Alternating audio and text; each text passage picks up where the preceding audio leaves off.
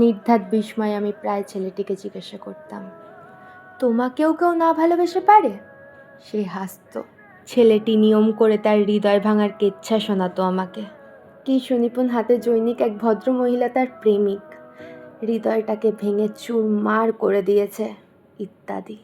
আমি তার সব কথাই ভারী মনোযোগ দিয়ে শুনতাম। খুব ভালোবাসতাম তো, তাই বোধ হয়। তারপরে পুরনো দুঃখ, নতুন ব্যর্থতার সময়সাময়িক দোটানা এবং হঠাৎ হঠাৎ করে মাথা জাড়া দিয়ে ওঠা আর পাগলামি, প্রতিটা কথাই বাধ্য করতো নতুন করে প্রেমে পড়তে। তবুও সে ঘুরিয়ে ফিরিয়ে আমায় একটি নারীর কথাই বলতো। একটি নারী, যে নারী আমি নই, যে নারীকে সে বরং ভালোবেসেছে, ভালোবেসে নিঃস্ব হয়ে গেছে, যে নারীকে নিয়ে সে সারা জীবন কাটাতে চেয়েছিল, এমন একটি নারী।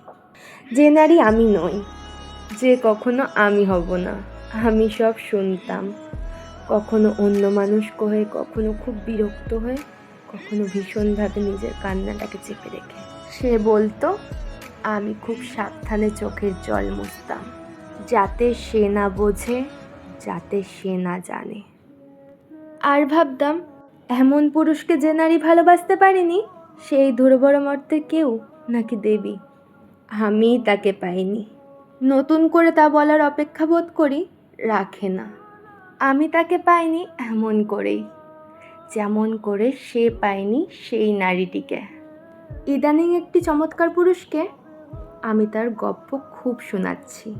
কি করে সে আমায় ভালোবাসেনি, কি করে আমি তাকে ভালোবেসে নিঃস্ব হয়ে গেছি, কি করে তাকে একবার ছুঁয়ে দেখার আশায় আমি তপস্যা করে গেছি রাতের পর রাত।